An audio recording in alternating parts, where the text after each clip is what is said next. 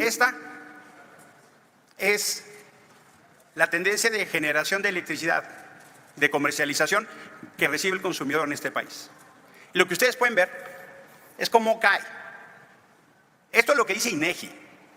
Y fíjense, la caída es en 2021. ¿Por qué? Porque este gobierno, en lugar de construir acuerdos, construye conflictos. Hay senadores y senadorzuchos sin pelo y de lentes que no tienen la menor idea de lo que significa la economía. ¿Cómo es posible que vengan a exponer un indicador de la industria en cuanto a la demanda de energía eléctrica en el año de pandemia? Todas estas difamaciones tienen que ver con su desesperación gelatinosa.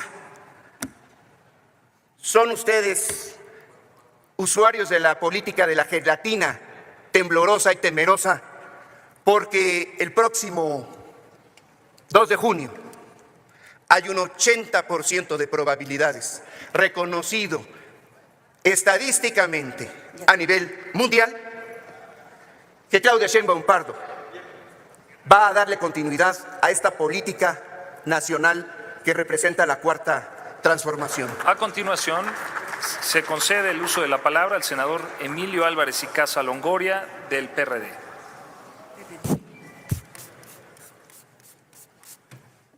Gracias, presidente. Buenas tardes, Asamblea.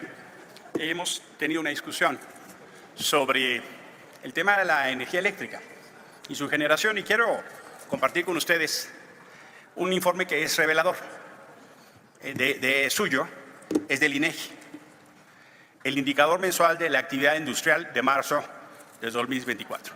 Es una información que presenta el INEGI. Y para nuestra deliberación y discusión es muy relevante que ustedes conozcan lo que dice el INEGI. Presenta la serie, una serie en el tiempo, de la desestacionalización y tendencia a ciclo de generación, transmisión, distribución y comercialización de energía eléctrica en el país. Es una serie del 2019 al 24. Incluye suministro de agua y gas natural por productos al consumidor final. Es esta información. Permítame ponérselas en grande. Esta es la tendencia de generación de electricidad, de comercialización que recibe el consumidor en este país. Y lo que ustedes pueden ver es cómo cae. Esto es lo que dice INEGI. Fíjense, la caída es en 2021. ¿Por qué? Porque este gobierno, en lugar de construir acuerdos, construye conflictos. Podríamos, por supuesto, revisar la Constitución, por supuesto. Podríamos tener un acuerdo de visión de Estado que beneficie a las y los mexicanos, pero optaron por no hacer eso. Los primeros 3 años construimos acuerdos de Estado. Por ejemplo, los programas sociales llegaron a la Constitución porque la oposición votó por ellos. Si no, no hubieran llegado. Sí, es así, compañeros. Si los votos de la oposición no hubieran llegado a la Constitución, esos y otros acuerdos. Esa es la regla. Un acuerdo de Estado donde todas y todos estamos de acuerdo. Pero en lugar de haber optado por ese acuerdo, optaron por el conflicto. ¿Y por qué? Pues porque el pueblo de México no les dio el permiso para cambiar la Constitución. Así de fácil. No tuvieron ni los votos en las urnas ni los votos en el Congreso. No tienen ese permiso. Y eso es importante entenderlo. La consecuencia es que los apagones van a estar un rato en este país. Van a seguir. ¿Podríamos haber hecho un acuerdo de Estado distinto? Sí. No se quiso. Y ahí están las consecuencias. Por eso es tan importante, compañeros, entender de qué va esto la democracia. Y lo que hemos visto es una sistemática, profunda regresión autoritaria. Y por eso vamos a volver a salir este domingo. Salimos el 13 de noviembre del 22 para derrotar el Plan A. El Plan A era lo mismo, una reforma constitucional regresiva en materia electoral en lugar de construir un acuerdo. Hicieron una propuesta solo ustedes, sin que pudiéramos construir un acuerdo. Y se les derrotó en las calles. Luego vino la derrota del Plan B. Volvimos a salir en febrero del 23.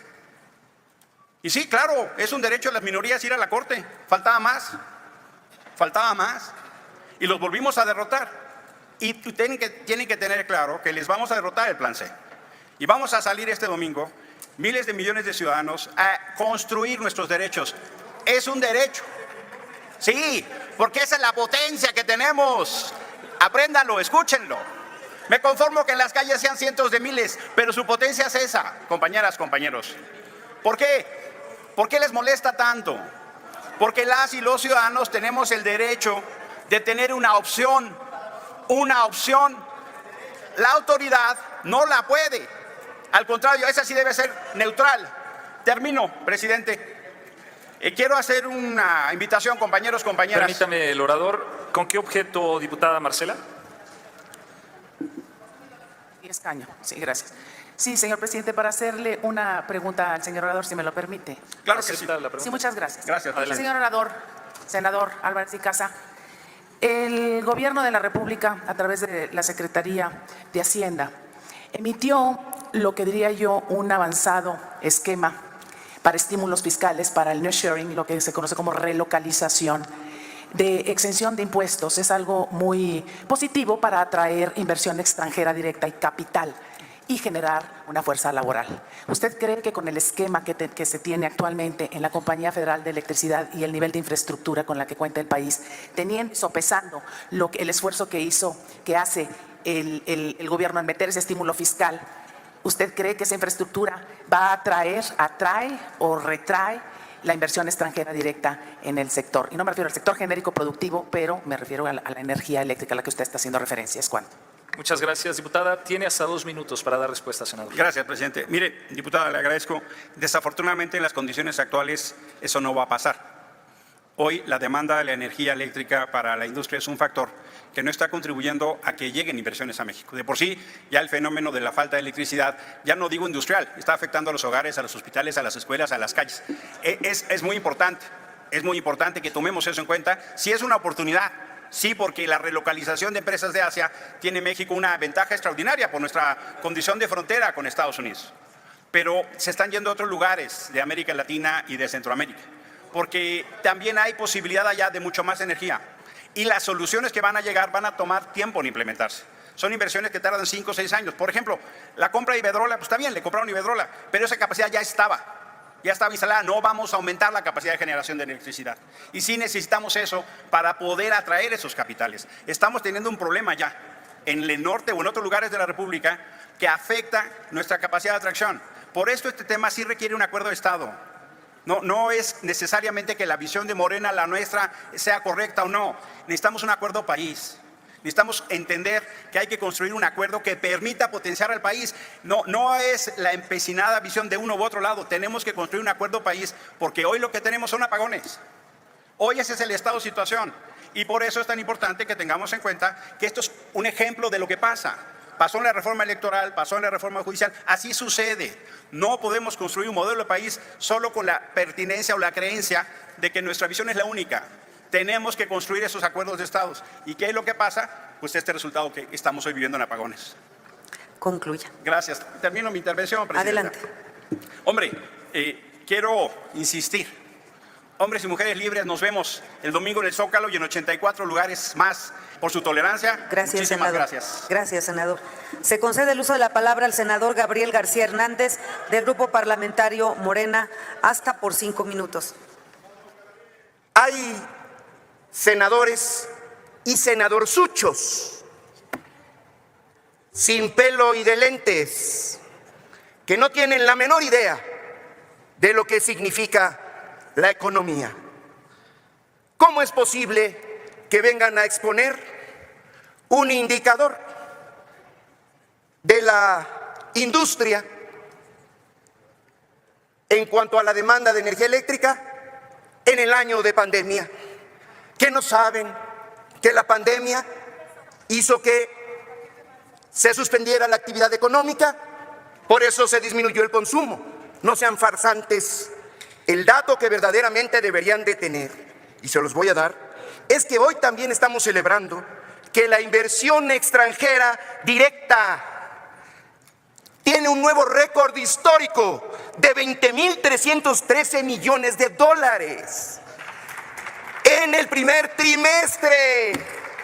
Por economía elemental les recomiendo unos cursos de economía en la Facultad de Economía, que para mí es la mejor facultad en la materia en el país, porque ¿cómo va a haber un incremento de la inversión extranjera? El mundo está mirando a México como el país estable para la inversión productiva, por eso sus mentiras se caen a pedazos.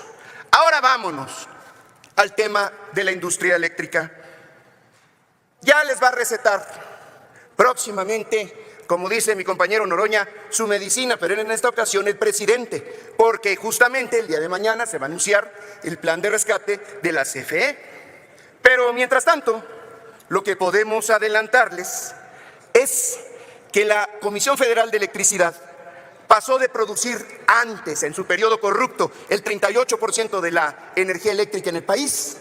Ahora la industria nacional produce el 50%, porque se hizo una inversión en 13 plantas que ustedes habían permitido que se privatizara, y hay 20 proyectos de infraestructura. Ustedes negaron esa posibilidad porque se amafiaron con una parte del Poder Judicial y echaron abajo la reforma que consolidaría el patrimonio nacional que representa la industria eléctrica. Pero hay que recordar, ustedes son neoliberales. Neoliberales nacieron, neoliberales son, y se van a ir con toda su hipocresía, porque el próximo 2 de junio... Permítame, senador, permítame. Un momento. ¿Con Adelante. qué objeto, diputado Robles?